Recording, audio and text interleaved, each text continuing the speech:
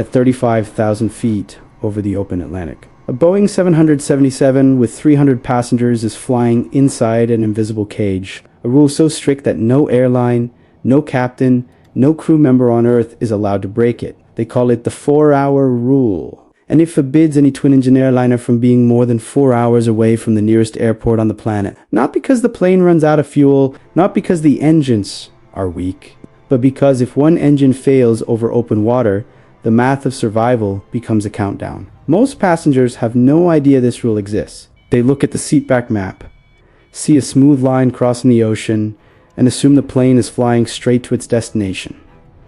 That line is a lie. Every transoceanic flight in history is bending around an invisible architecture written in tragedy. Today, you'll discover why this 4-hour boundary exists, the deadly accident that created it, and why one airline came less than 30 minutes away from killing 306 people in the middle of the Atlantic. If you love aviation secrets that even frequent flyers don't know, hit subscribe right now. It costs you nothing and helps the channel reach more curious minds. Let's continue. The story begins on October 16th, somewhere in the middle of the Pacific Ocean. A Pan American Airways Boeing 377, one of the most luxurious airliners ever built, took off from Honolulu heading to San Francisco. 24 passengers and 7 crew members were on board. The plane had 4 powerful engines. It was considered nearly invincible. 5 hours into the flight, exactly halfway between Hawaii and California, disaster struck. The number 1 engine lost oil pressure and had to be shut down. Then the number 4 engine began to overspeed violently, shaking the entire fuselage. The pilots now had 2 failed engines, hundreds of kilometers from any land, and a cabin full of sleeping passengers. They were trapped in what pilots call the point of no return. They couldn't turn back. They couldn't push forward. The only option was to descend toward the dark ocean below and attempt something almost no airliner had ever survived. A controlled water landing in the open sea. Captain Richard Org radioed for help and discovered that a United States Coast Guard ship called the Pontchartrain was directly below his position on routine patrol. He made an extraordinary decision. He circled above the ship for hours, burning fuel and waiting for sunrise. When the sun finally rose, he brought the Stratocruiser down onto the waves. The aircraft hit the water, broke apart, and sank in 21 minutes. Every single one of the 31 souls on board was rescued alive. It was a miracle. And it was also a warning. The world realized that day that crossing oceans with passengers was a gamble nobody could fully control. There would never be airports in the middle of the Pacific. The only solution was to write rules so strict that planes were never allowed to wander too far from rescue again. After the Pan Am ditching, aviation authorities created a brutal rule. No twin-engine plane carrying passengers was allowed to fly more than 60 minutes from the nearest airport.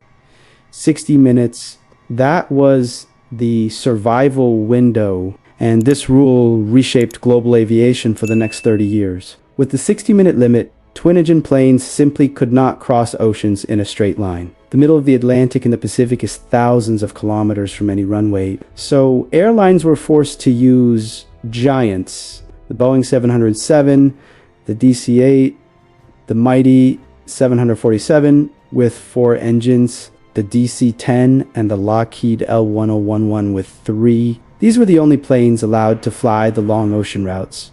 Twin-engine jets stayed close to land like dogs on a short leash. But by the late 1970s, jet engines had become incredibly reliable. Modern turbofans could run for thousands of hours without a single failure. So in 1985, the FAA introduced something revolutionary, a certification system called ETOPS, Extended Range Twin-Engine Operational Performance Standards. But pilots immediately gave it a darker nickname that became famous in cockpits around the world: engines turn or passengers swim.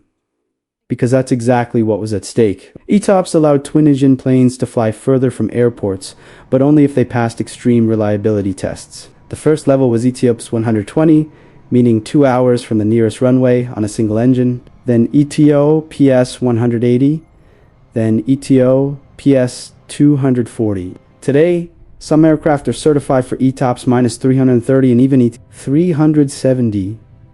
That is more than 6 hours flying on just one engine. But here is the part nobody tells you. The 4-hour limit, that 240-minute window, is not a recommendation. It's a hard mathematical line drawn invisibly across every flight plan on Earth. And to respect it, planes are forced to fly routes that look impossible on a globe. Look at any flight from New York to Tokyo. On the seatback screen, the line appears straight, but it isn't. The plane curves all the way up over Alaska, sometimes brushing the Arctic Circle before descending toward Japan. Most passengers think this is because the Earth is round. That's only half the truth. The other half is ETOPS. By flying near the Arctic, the aircraft is always within 4 hours of an airport. There are runways in northern Canada, in Greenland, in Iceland, in Anchorage.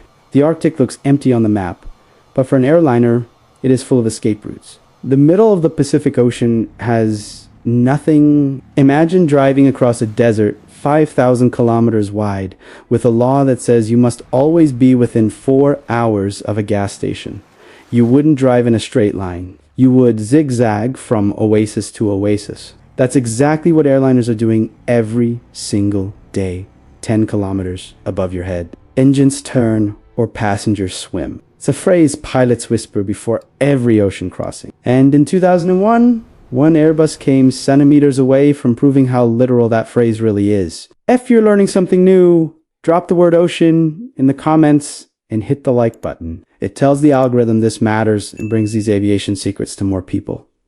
Let's continue. It was August 24th, 2001, on Air Transat Airbus, a 330 Flight 36. Took off from Toronto, heading to Lisbon with 306 souls on board. The plane was certified for ETOPS minus 180, allowed to fly up to 3 hours from any airport. 5 hours into the flight, deep over the Atlantic, an alert flashed on the cockpit display.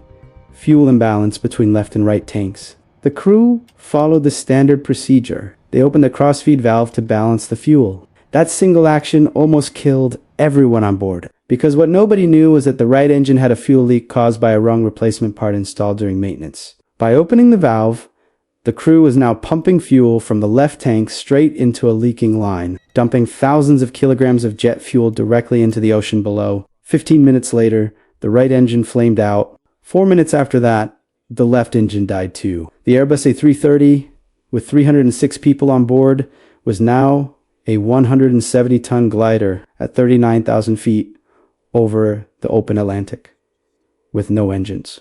The cabin lights dimmed. Most electronic systems shut down. Captain Robert Pitch had a single, terrifying calculation to make. The nearest airport was Liges Air Base in the Azores, 120 kilometers away.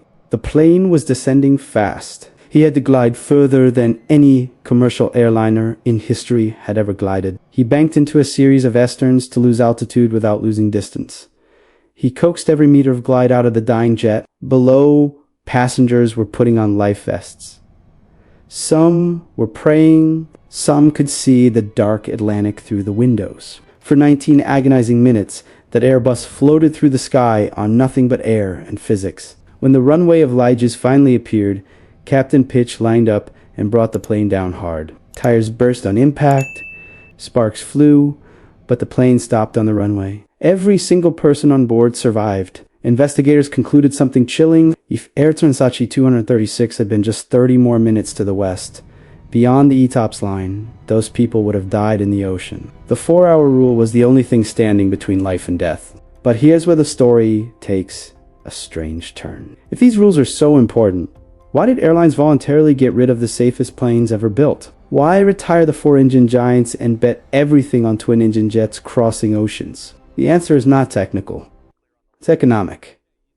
And it's brutal. In the 1970s and 80s, the queens of the sky were the 4-engine giants. The Boeing 747, the Airbus A340, the DC-10. They could fly anywhere on Earth in a straight line, ignoring ocean limits completely.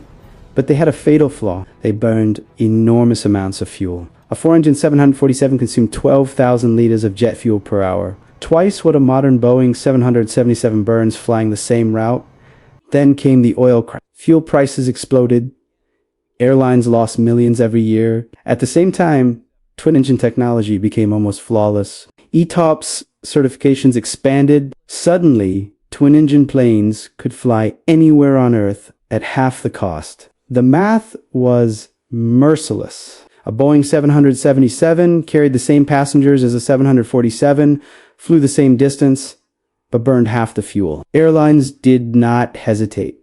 They retired the four-engine giants one by one. The Boeing 747, Queen of the Skies for 50 years, was officially discontinued in 2020. The Airbus A380 was killed in 2020. The four-engine era was over. The story of ETOPS is not over.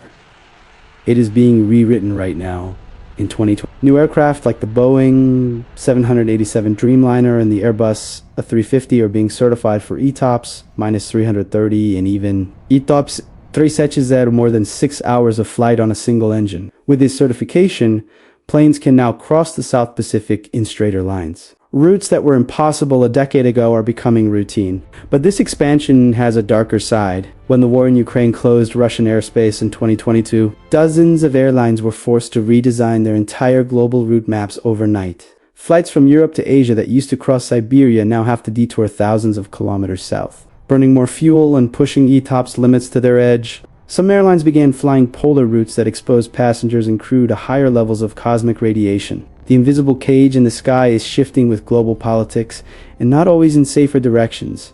There is one more uncomfortable truth. The further we push the 4-hour rule, the more we are betting on engines that almost never fail. Because the day one does fail in the middle of the Pacific, the survival window will once again be measured in minutes. So the next time you sit by the window and watch the ocean pass below, remember this: that straight line on your seatback screen is not straight at all. You are flying inside an invisible mathematical corridor, paid for in tragedy, refined by genius, keeping you alive without you ever knowing it exists. Engines turn or passengers swim. The 4-hour rule is the silent promise behind every transoceanic flight in history. If this video taught you something new, leave a comment telling me which fact surprised you the most. And hit the like button to help more curious minds find this channel. And right now, the video appearing on your screen reveals another invisible secret of aviation that almost no passenger knows. Click on it and let's keep exploring the sky together.